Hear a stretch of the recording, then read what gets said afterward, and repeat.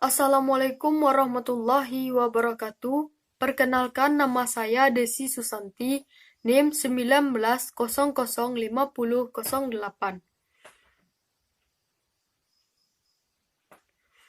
Mata kuliah Identifikasi Kebutuhan Belajar PLS. Dosen pengampu Dr. Andes Setiawati MSI. Jurusan Pendidikan Luar Sekolah, Fakultas Ilmu Pendidikan, Universitas Negeri Padang.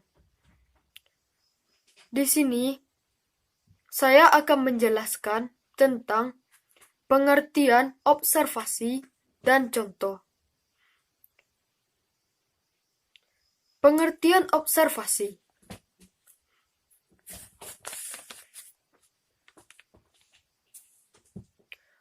Observasi adalah suatu cara pengumpulan data dengan mengadakan pengamatan langsung terhadap objek dalam suatu periode tertentu dan mengadakan pencatatan secara sistematis tentang hal-hal tertentu yang diamati. Adapun pengertian observasi dalam arti sempit adalah mengamati secara langsung terhadap gejala yang ingin diselidiki.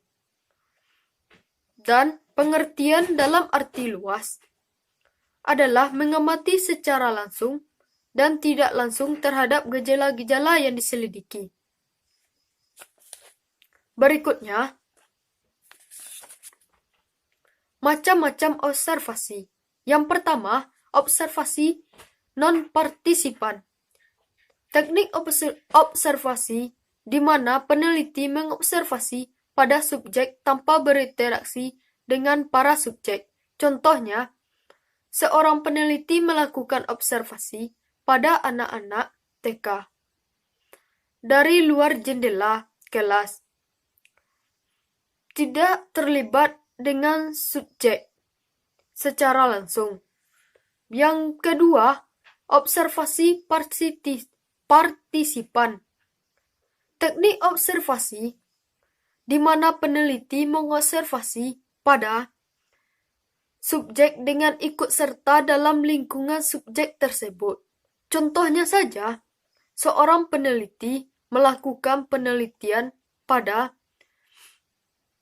murid-murid sekolah dasar dan peneliti tersebut ikut mengajar dalam suatu kelas.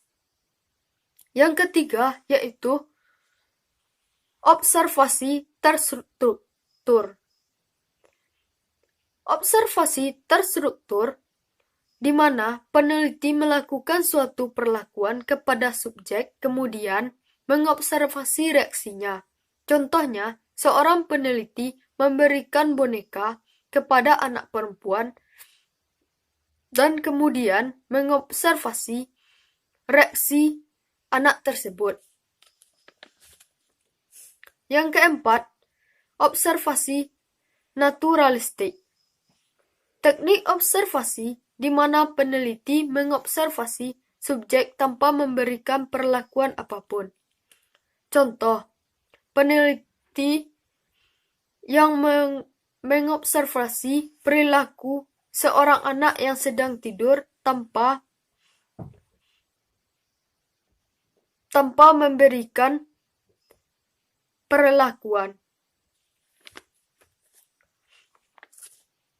Berikutnya, pengertian wawancara.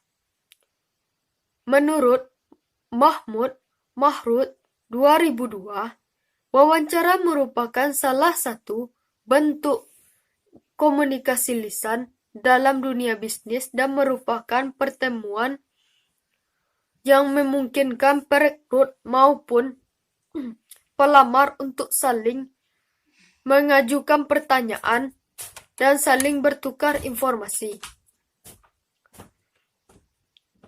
Adapun teknik sebelum melakukan wawancara.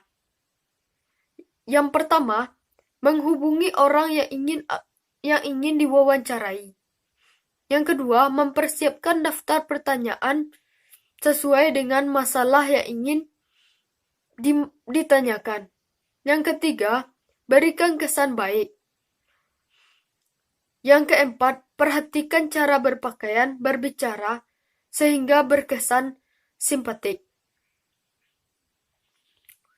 Berikutnya, kegiatan wawancara.